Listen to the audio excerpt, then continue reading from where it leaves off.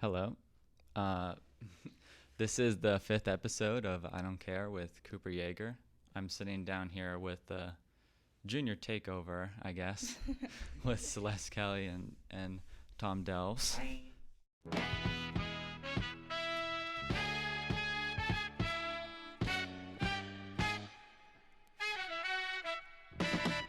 So, Tom, you have a little plug for us today? Yeah, first of all, I say hi a lot. This is not the plug, but I say hi a lot, and like a lot of people don't know where that's from. It's from like this drag queen that just says it all the time, and I was like, oh my god, I'm gonna copy that and steal it. So yeah. Wow, that. Yeah, I'm creative. So yeah, I wanted to plug my queer affinity group, not my. Cece and I have been working on it for a while. It's called Kaleidoscope, and we sort of meet in confidentiality. And so if there are any like people who identify as LGBTQ plus that want to get in touch with more or in contact with more people in that community, if you want to like shoot me an email. We meet like in secret usually. Sounds like such a secret society. It's a lot of fun though. We have pizza, and yeah, you should totally just shoot me an email if you're interested in it. So yeah, I'm working on that. It's like loads of fun. We've had one meeting so far, and I'm really excited just to see where it goes. Yeah, there's not much I could say besides that because confidentiality. Pretty cool. Something to Yeah. look forward to. Yeah. Nice. And Celeste, you had something you wanted? Yeah, so I'm starting a new project with Miss Sampson and Crop Magazine, or I think it's a newspaper, right? Mm-hmm. Yeah, but it centers around connecting past events with present ones. We're actually calling it Past and Present, so if you're interested in writing an article possibly, or even just hearing about the discussions that we're having in tying economic trends, political trends, social has been a really big one too. Mm-hmm. You can let me or Miss Sampson know, or Charlie Kernan, I think, too. And so, I mean, I've talked about this before with Ruth and stuff about crop. Mm-hmm. Do you think that like how crop is set up right now, like that it's getting out there to everyone, and like, I mean, obviously not everyone is gonna see it, but Yeah. This is actually one of my first projects with them, so I don't have too much experience with crop, but I guess for this question that kind of helps, because as someone who doesn't usually keep up with it regularly, I've always known where it is, but at the same time I kind of felt like unless I actively sought interest in it, it was something that wasn't really like right in my face. And Right. while that can be a good thing, I think it can also help sometimes for people to be more aware of what's happening around them, and I think crop really shows that well. So I don't think it could hurt for it to be a little more publicized around the school, I guess. Right. Yeah, I mean, I've picked it up a few times and just been so astounded just by like Yeah. people sharing their opinions on issues that I didn't know they had opinions on. Right. The perspectives in there Yeah, are really, exactly. really good. It's such an important platform that I feel like our school doesn't take enough advantage of. Mm-hmm. Yeah. Yeah. Do you think like maybe like putting like for me too, like I was wondering like should we be putting up like more posters or something? Like first class is like our main way of putting stuff out there, but like I don't know if there needs to be like a space or like some board or Yeah. something created by like for student works, and I don't know. Yeah, I feel like first class is often like people don't like. Yeah, honestly it's look you can kind of skim through it way too easily. Yeah. So I Yeah. think if there was an assigned board where students could advertise their work, or I don't know, I think that could be a good idea, but I could also see it being abused by some people. So Yeah. it's I mean, give and take though. I Yeah, don't we know. have the bulletin boards as well that I feel like people. Yeah, use but I feel like those are more for clubs, you know? Like Yeah. if there was one Right, that's board where individuals could be like, this is a project I'm working on, or something like that, just to show to the community, I think that could help. Yeah, there are like so many times where I just like someone will tell me about a project or I'll read something that a fellow student is doing. I'm like, oh my gosh, like I never knew Right. that they were interested in that. Yeah. I think it could be cool like maybe if on like the school website there was like another like sub page or something, and we just have like a space for all of these like student groups, like this RCDS PN crop, Yeah. I don't know, like that would be cool. Like a Facebook group or something. Yeah, I'm actually on Omega and the Foreign Language magazine, and I guess kind of Crop now too. And there's a really big move towards online platforms now and sending issues out online. Right. But then I guess the fear is also, if it's online, is it just another one of those things you could ignore easily? Right. And I remember Mr. Sage recently released his new publication. I don't know if it has a name or anything. I think it's called Public Space. Public Space. Yeah. Yeah, that makes sense. And it's sort of, it's short, just short writing pieces from a lot of like his students or just people in the upper school.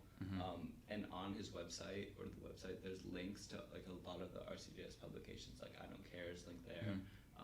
Like the Look magazine is linked there. Crop is linked there. So I think having just a space where it's all like conjoined, really important. Yeah. Yeah, for sure, for sure. Inauguration tomorrow.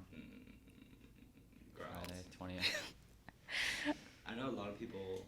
Well, I don't want to say a lot of people, but I've heard that a lot of people. I just repeat myself. People aren't coming to school tomorrow. Really?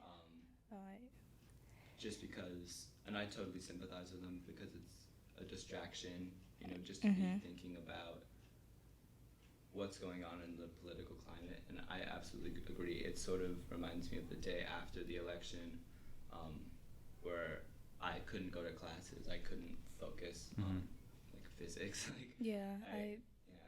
I agree with that. The thought had crossed my mind, like, oh, how bad is this going to get? Because, like you said, it's just going to be the same chaos all over again. Yeah. And I think that now in a lot of different social groups, the tension that rose up because of the election kind of mellowed out a bit, but it's also still prevalent in a lot of other groups. Yeah. So I could see why that would be an issue. Well, also, I've heard from Mr. Morgan and other people that they're not screening the inauguration in that I like they have in the past, like in Memorial Hall. And I'm glad. Before I was torn because I thought that maybe they should publicize it because it is a historical event. But after thinking about it, like if that was going on, there would be people in there. They'd be cheering. Right. It would be distraction. Yeah. I mean, I feel like I'm still kind of on the fence about it because, like you said, it is a historical event and it is something that's dividing people, and I feel like that habit that sometimes we fall into where we push things under the rug and pretend they're not happening is really dangerous. Yeah, absolutely. And I feel like in a way that is what could happen as a result of just not talking about it, but I mean, it also is our reality at this point, like whether we want it to be or not based on personal views. Yeah. I mean, it's happening. Yeah, it's sort of like you can't avoid it, but it's school, like there are obviously spaces to talk about it. And I feel like unless we have a forum or unless we had that sort of discussion in Memorial Hall that we did after the election, if people were able to come together just to sort of talk about it. But then again, there's the issue of like that being taken advantage of. Right. Do you think we have like a safe space? Like, do you think the school is set up in a safe way? I mean, it's hard to say safe like a complete thing, but like. It depends, honestly, on who you are around. I think it's out of the school's I completely agree with that.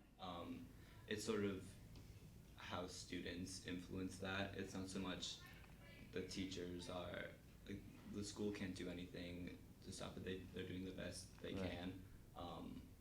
And they do a great job of providing safe spaces and forums. Like the day after the election, the fact that we even had that, like that was, it's big. Yeah, I feel like generally a space is only as safe as the people who make it up want it to be. And I feel like if you are with the people that will tolerate you for who you are and who won't dismiss you based on how you're feeling, then it's safe. But I guess in that way, I think there are safe spaces in the school, but I feel like it might be a stretch to say the school on a whole is one cohesive safe space. Yeah, absolutely. And I think it also just goes like into how your grade as a total, like people tend to, the thing about Riken is that all the grades are like bunched together. Like you have classes with people in different grades. But then again, it's like, I don't know what I'm trying to say. I mean, if it's like a matter of age that I guess you're trying to get at, then I see that. Yeah. There are different maturity levels, and I feel like it's so. I remember when I was a freshman, I was like so clueless. Like I had no idea what was going on. But then by hearing upperclassmen like express their opinions, I'd be like, oh, I totally agree with that. Like that's what I believe in. And then that goes back to like safe spaces. I mean, people sharing their thoughts. But what I was originally trying to say was the thing about Riken today is that because you are in close quarters with everyone from all grades, you're able to have connections with people that you may not get to have experience outside of the school, and it's so eye-opening. Like there are opinions that I would never have had if I hadn't come here. Yeah, absolutely. and I think that's also due to the size of the school. Like we're so small that you're kind of forced in a way to know who everybody is, and then it just spreads like wildfire, I guess, people's ideas, and that can be a good thing. I think it can also be a bad thing if the ideas being spread aren't reflective of quote unquote a safe space. But I mean, I think that there's always room for personal growth, and the only way you can grow is if you're exposed to ideas other than your own. Absolutely. So in that way, I guess it's a great idea. I mean, also keep plugging the discussion after the election, but it's because we've only had one. That's all I can reference. There was someone in particular that said that that discussion changed their opinion on the election and on a lot of their views just in general, like social issues, just by hearing other people's stories and hearing the struggles that, or just the burdens that they carry daily that a white person will never have to experience. And like you wouldn't get that if you didn't interact with them or if we didn't have those large forum discussions. So I would love for the school to continue those. Like we had a next steps meeting. Right. Where has that gone? Yeah, I mean, I also kind of feel like though with those discussions, the people going to them are generally the people that like don't need to be in a way. Like they're the people that are already willing to hear other people and who want that personal growth. And I think the people that really need to be a part of those discussions are the people that are never go. they're not going to go if they don't have to, because those are conversations they don't want to have. So it's a tough spot, I think. Yeah. I don't think, I mean, we're so small, like you said, and I don't think in such a small place and just places in general that everyone will be able to get along and, share the same views. But I think the priority is just to make sure that people feel like they could be able to express themselves without, like people fighting back at them. Yeah, and I feel like lately that hasn't really been the case on both sides of this debate that we're still on, and that is also something I've been thinking a lot about lately. Like, I have my views and I strongly believe in my views, but at the same time I'm trying to balance, like, how do you respect other people's views, and then at what point do you stop respecting those views? Because sometimes they cross the line. So I've sort of thought about that and decided that if they don't respect me as a person, then they don't deserve my respect. But that being said, you still have to, respect is an interesting word, because it's sort of like a double definition. There's respect that of kindness and like caring for that person, but there's also the respect that you understand them and you leave them alone.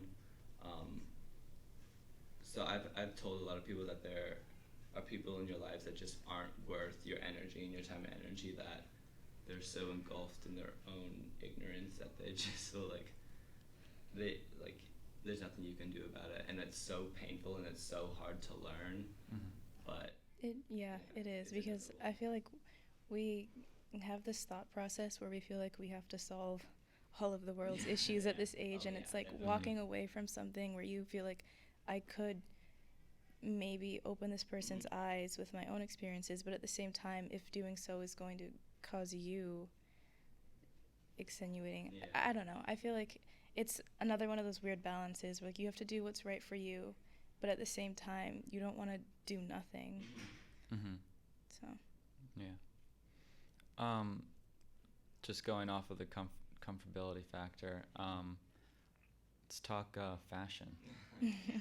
Tom has amazing fashion. Oh my god, thank you so much. He does. That's so sweet. You have style too. I've been thinking about this a lot. I think about this all the time.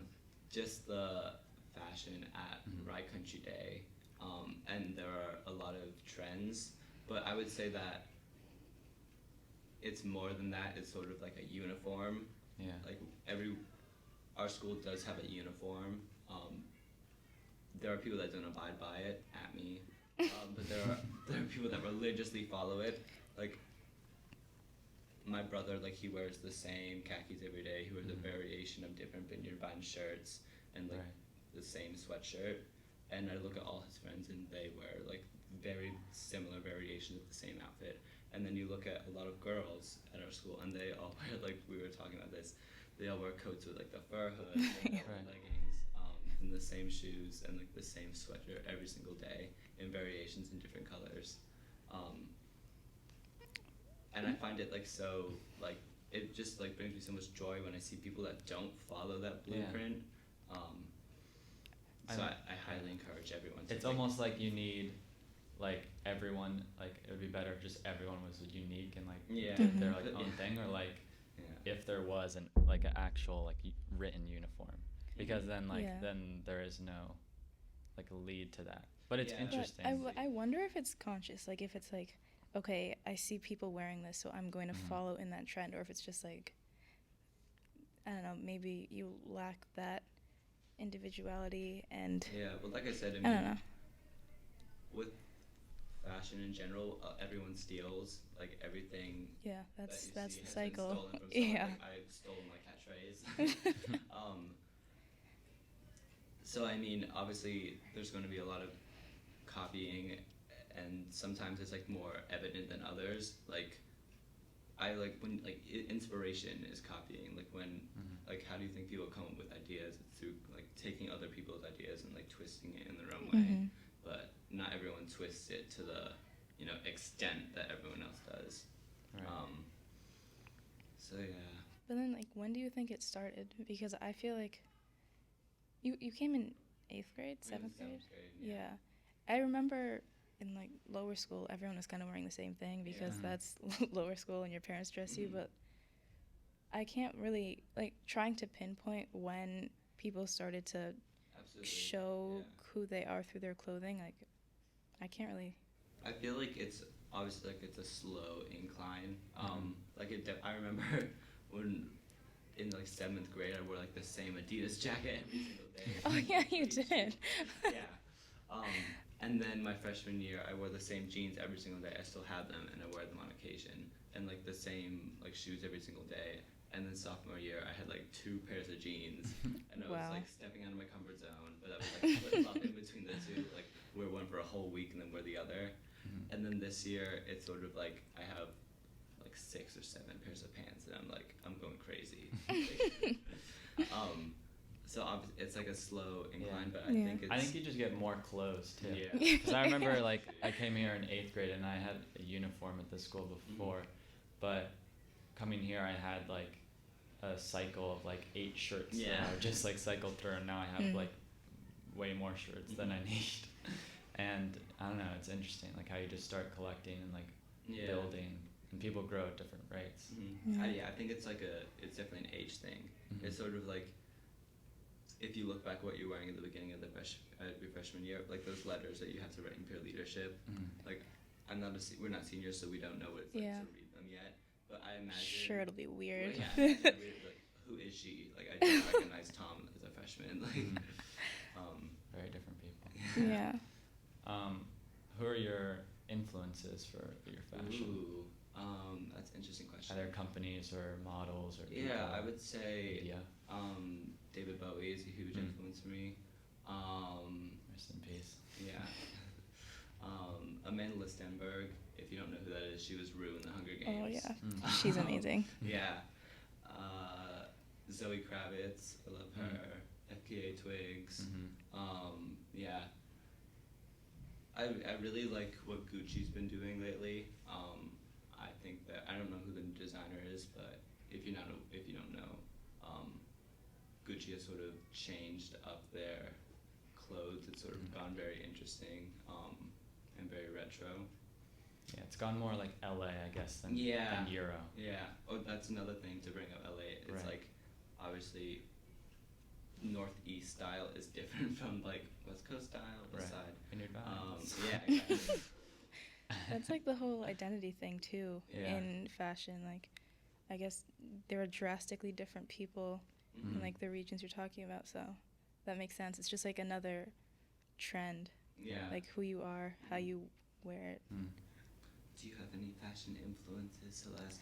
I'm so bad with fashion. Like, I try sometimes. Like, I'll have my sister pick something out for me or something if I actually have to dress up. But I am really big on just being comfortable, which it can be a good thing, but it can also be kind of a bad thing. Like if I get too comfortable, but yeah, I'm not that into fashion. But what about you? Any inspiration? I look to a lot of surfers for fashion, kind of like that Southern California. But more recently, I've looked to more, I guess, like European, like more New York styles, I guess. Yeah. Just because I spent the summer in Boston and just being around the city more, I've just start seeing people and like. Yeah, absolutely. I also think gender in fashion is so interesting. Gender and everything is interesting. Yeah, I've started looking in women's sections when I go shopping more and more. Same, actually. Yeah, at like the Goodwill or just like at like Salvation Army, just because like it may be like cut for a woman, but like you can still rock it or still wear it. I mean, pants are a little hard to forget. Like, yeah. but definitely like tops and stuff for sure. Yeah, no, absolutely. Oh, it seems so much easier to go in the guys section though. Like it's just like 3 sizes and that's it. And then in the girl section, it's. I don't want it to be easy. Like that's true.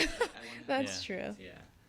Yeah, I mean, you go into like, I notice this every time I go into like an Urban Outfitters or something. There's, first off, it's always just women's right when you walk in, and then they have like 3 whole floors, and then the guys. It's like one. The guys is always in the basement or the bottom floor, and just the very small selections. Yeah. Like women's fashion is like so interesting, and also just with the fashion industry and modeling in general, like male models don't make like because it's the woman's industry, right? So a lot of these male models are like going broke because they don't have money to pay for their rent and anything because they're not getting booked anymore. That's funny. I would have thought it would have been kind of on the rise, I guess. Especially I think it definitely is on the rise. I don't know about pay, but I think just the amount of male models is definitely on the rise. And even like male sponsors and advertising and stuff like that, like Maybelline has been stepping that out. And the idea of kind of like the whole unisex. Yeah. Oh yeah. Yeah. And CoverGirl like released. They had like the first like male. Or was it CoverGirl? It's one of them. Yeah, it was CoverGirl. Probably not Maybelline. And then. No, I think it was Maybelline or I thought some advertisement that I saw the other day that had like a trans woman and then a man, and it was like for makeup shades, and it was advertising how they have so many different skin tones, and it was like, that's incredible. Like, just that's a thing that exists. Obviously, like I would like it to be more widespread, but you have to start somewhere. Yeah, I feel like that whole idea of literally everything being a social construct is just. Like, you really see it now, and I feel like as we're unraveling that, like, the whole idea of gender and stuff like that, it's, like, I think there's a new wave of people that Mm-hmm. are starting to accept that what we've done in the past isn't necessarily what should have been done. Yeah. But then there's also that really big portion of people who aren't really willing to step out of their comfort zone Yeah. in response to that. Like, I feel like that's the same thing with the whole same-sex or, like, gender-neutral bathroom situation that's going on now. And So I don't know. it's interesting to bring up gender-neutral bathroom because Mr. Wyman actually came up to Cece and I, 'cause if you don't know, Cece and I are the co-presidents of GSA, and he asked us to design a logo. There is a bathroom. It's like in the hallway. That's where the World Civ and Modern World classrooms are, and it's like where also where the senior lockers are. It's I know what bathroom, you're yeah. talking about. Yeah. And so Mr. Wyman wanted Cece and I to come up with like a design to let people know that it was a gender-neutral bathroom, or like you didn't, like you could just use it no matter your gender. Right. And obviously like that's a huge stride for the school. Yeah. I think there is one in the middle school, but people have like told me that they think it should just be called like bathroom, or like there shouldn't be any notification that it's gender neutral. Right. Which Mr. Wyman is trying to get at, like he wants to show that the school. I mean, there is needs to be supporting something us. at first to just be like, hey, you guys can use this, but I think like after a while, then just be like, yeah, you know now. Well, also as of now, the sign is just a man and a line and then a woman. Right. So they wanted to make it sure that people, gender non-conforming people, or people who don't identify as male or female, have like a bathroom. Some screams. Yeah. But that's yeah. like, oh, There's a lot about the bathroom stuff we could talk about. Yeah. And with like North Carolina and stuff too, and Oh yeah.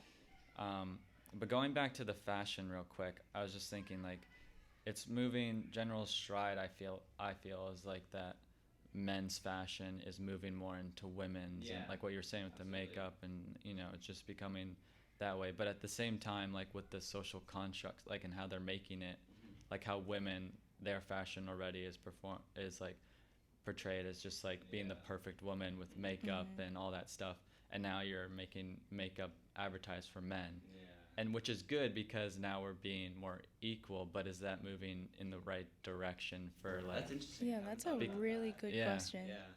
I don't know. I just thought of that. Yeah, my opinion on makeup is that you wear whatever makes you feel the most comfortable. For sure. Or if you look at yourself and be like, I look really great right now, with or without makeup, like you do you. So I think that they should be marketing just to everyone. Sure. Like it's like obviously gender is a social construct, and that means that makeup is obviously completely marketed at women. Like there have been times where I've like contemplated like wearing makeup and stuff. And then like, oh no, I'm a boy, like I shouldn't do that. But the fact Social that, construct. Yeah, exactly. Social construct. Like, It's also just like the way it's designed. Like, I mean, makeup comes in like, Yeah. some of them like come in like pink things. Yeah. And they're like, wait, yeah. Well, that's the other thing I was seeing on Tumblr that was like sunscreen and then sunscreen for men in a darker color. It's like all these like products. It's like lotion, like for men in a darker color. Yeah. Like, why though? It's interesting. But I feel like you were talking about how they should market these products, and I feel like there's a really big difference between what they should do and what they are doing. Yeah. So I guess it's a question of right now, like Cooper said, are they doing it the way they should be, or are they doing it the way it's already been established? So I don't know. Yeah, and are they seeing it? Are they truly doing it because they want to be equal, or they just want to get twice the amount of money? That's always a question in I industry. think the fact that they're representing like all these different types of people is just automatically like a positive. But yeah, I'm excited. I think we have a lot more to go through and a lot more to come, fashion wise and makeup wise, and just I think like we're in a good direction. Like the political atmosphere may not be that positive right now, but I think that we are. If you look back at 2007, there's another trend that's been going on. Looking back 10 years in the past, you see that we've come a long way, and it's important to reflect on like where we were and where we are now. Yeah, I see that. But then I also think that we need to be conscious of like the strides that we've made in progress, but also where we're going. Where we have to because, go. Right. well, where we have to go, but also like I feel like even if we're making progress, but we need to be like here and we're going Right. here. The long term. Yeah, We're taking that's, you don't want to take too many side routes because Mhm. then you're just never going to be able to get to where you want to. yeah. We're almost out of time here. Any last things you guys want to say? Thank you for having me. Yeah, Awesome. it was fun. Yeah, I know. Question everything. Yeah, I feel like question at this everything age is something to especially, talk like about. everything we learned about, I just Yeah. question it because I feel like the way that we've done things in the past is just not the way they should have been done. Mhm. So Or gotta work question to the way- undo yeah, that. Question the way you're learning it too. It's true, important. true. Very well said. Yeah. All right. Thank you guys for being so on. Thank much. you. All right. Okay. That'll be a wrap. Thank you. Okay.